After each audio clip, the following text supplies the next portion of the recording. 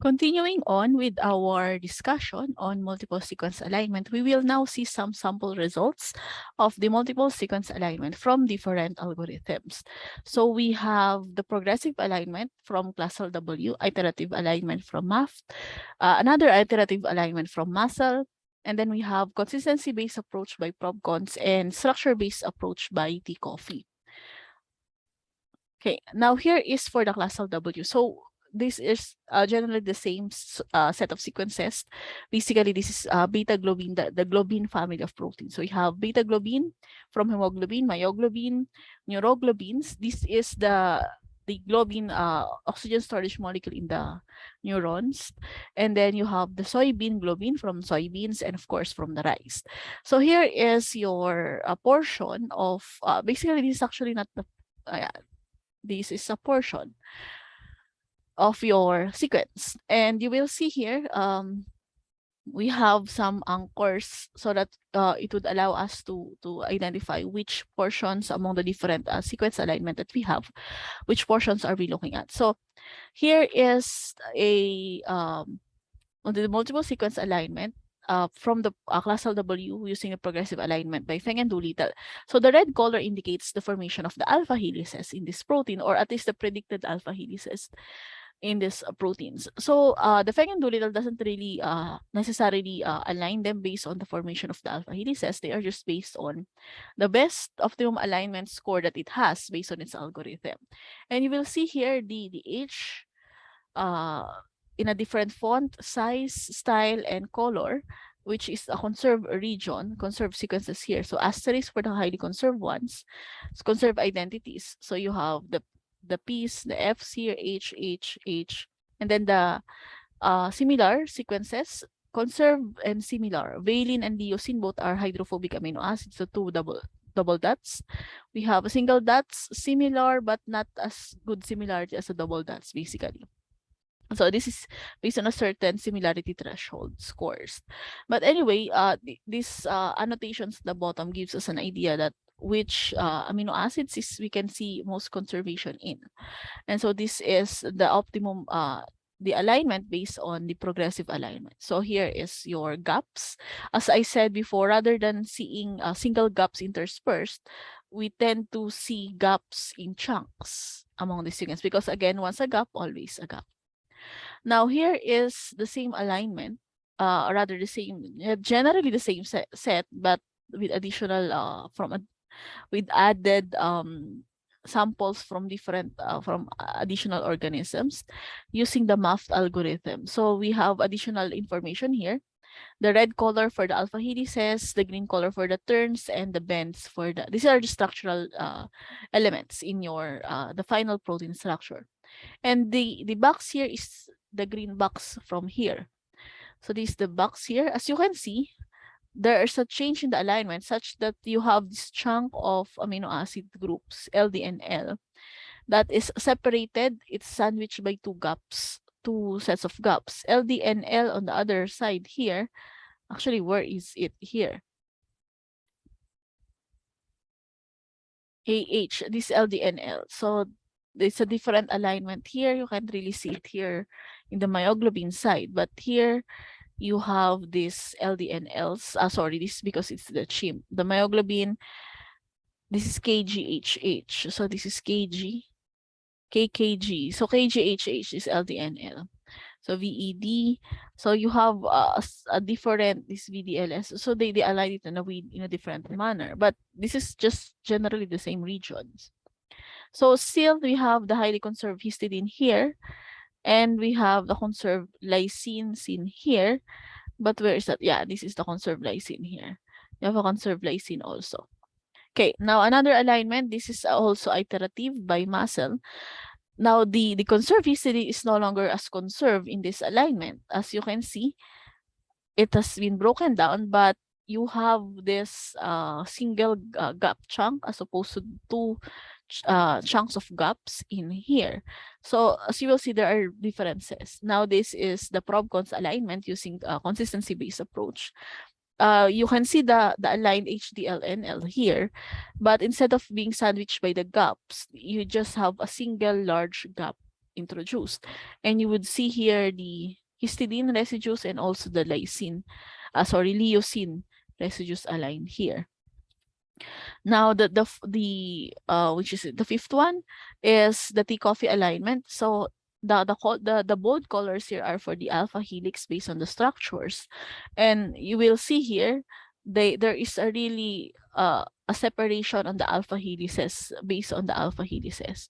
So you can see here the borders or the chunks of the reds because these are based on the formation of your alpha helices. And in here, the histidine is really broken up on on this one on the side here. I believe this is the plant globins. As you can see, it's broken up here. This is to a lot for the structural alignments.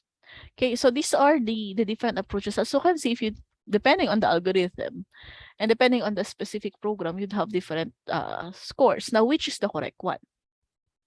As it was stated in the previous part of this video, there's really no true correct alignment, but it just depends on which is the most optimal based on what you need to have. And that's why we tend to have benchmarks. So a gold standard correct answer consisting of a true positive relationship, then if we do have a gold standard, we can now say this algorithm is much better than this algorithm. Now, there is really not, now regarding that benchmark, there is not one gold standard, but we have databases of benchmarks, which are this one, Bali-based, Homstrad, Oxford, Prefab, Sapag. This is because based on the alignment, sometimes muscle has a good alignment for this particular set, and the other one is for math, has a better alignment, so on and so forth. It's really, there's not one universal true and correct answer. And there's not one universal and correct gold standard that applies to all. So the what you can see here, basically MSA, it's more of a, in a way, subjective side, because how would you interpret these formations?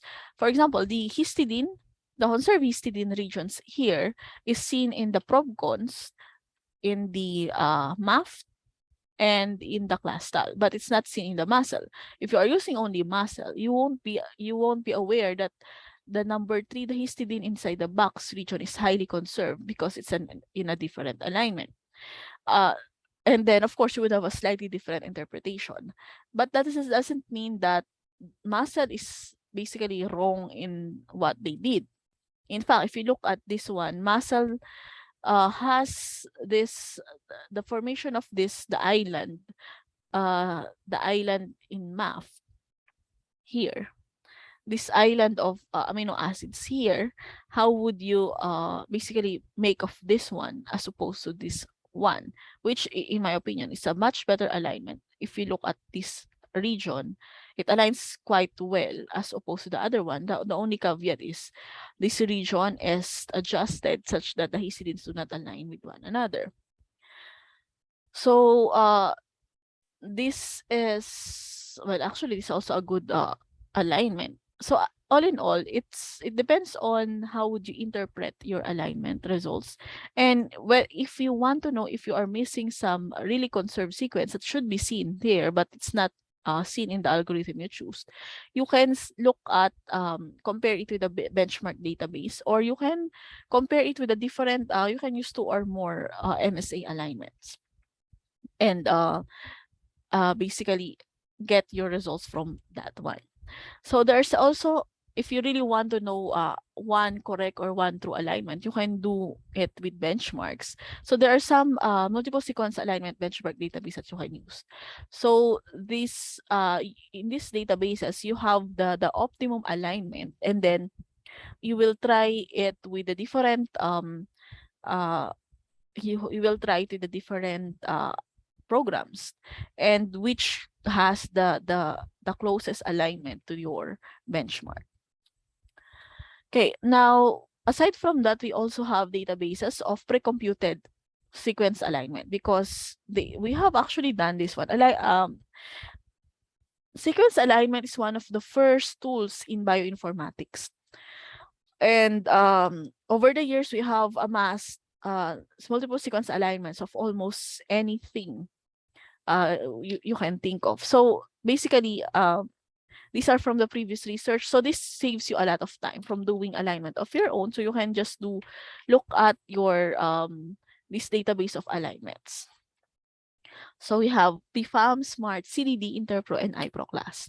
So Pfam, or Protein Family Database of Profile HMMS, it's one of the most comprehensive um, protein family database. Basically, Pfam for protein families, that is actually why we now have established protein families because of this database.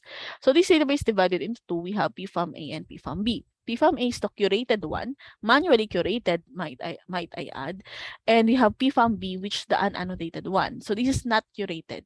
So basically, Pfam A, the entries in Pfam A, you are sure that they are verified and correct.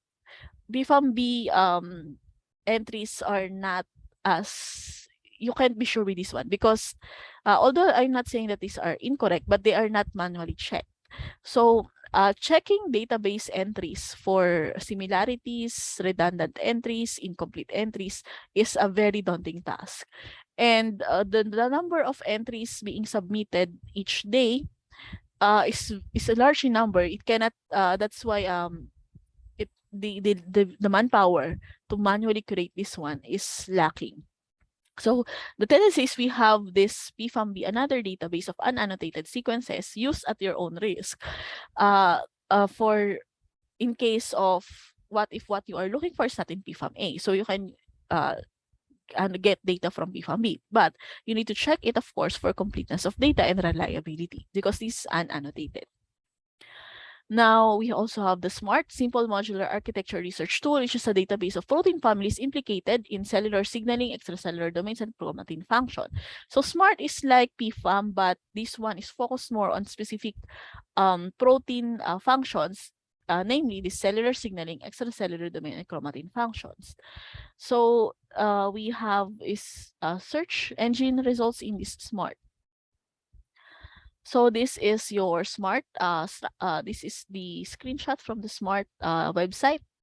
And then we also have Conserved Domain Database, the CDD, or the Conserved Domain Database, which is an NCBI tool that allows sequence-based or text-based queries of PFAM and SMART. So CDD is more of a search engine. It searches queries for PFAM and SMART. The SMART databases. So it uses BLAST tool for the search queries. So unlike the Google search, it uses, this one is a sequence alignment BLAST. So it's RPS BLAST is the specific BLAST subtype that is being used, and it's distinct because it searches against profiles generated from already pre-selected alignments. So the main purpose of CDD is to identify conserved domains in your query sequence. So if you have an unknown proteins, you want to know if it has conserved domains from already existing protein family, or even if you want to know what protein family it belongs to, you just use CDD and blast it away, and you will see it because this particular blast tool, or rather this particular database, searches for the already prefabricated, or rather already sequenced entries. So you already have sets of multiple sequence alignment. You are just compare it among those sets, and you would now have your protein family results. So here is the CDD, the conserved domain CDD webpage. And then we also have integrated multiple sequence alignment resources, InterPro and iProClass. Because we have lots of databases. Actually, these are, the SMART and the PFAM are not the only databases for multiple sequence alignments. There are actually a lot of other databases. Each, for example, you can see a database specific for yeast, a database specific for certain plants, specific for animals, specific for only for humans, so on and so forth. And so this InterPro database is actually a program that links them. It provides an integration of these many different databases, and it cross-references one. So rather than going to each particular individual database, some of which you are not even aware it exists, you can just go to this InterPro and iProClass, provided that although it has multiple database under its connecting it connects to multiple different databases. It really doesn't connect to every database, but still, it's better than going to each individual one and searching. So you can just go to this one, InterPro and iProClass, and then search your multiple sequence alignment database. So that's it for our lecture for this activity, or rather this lecture results.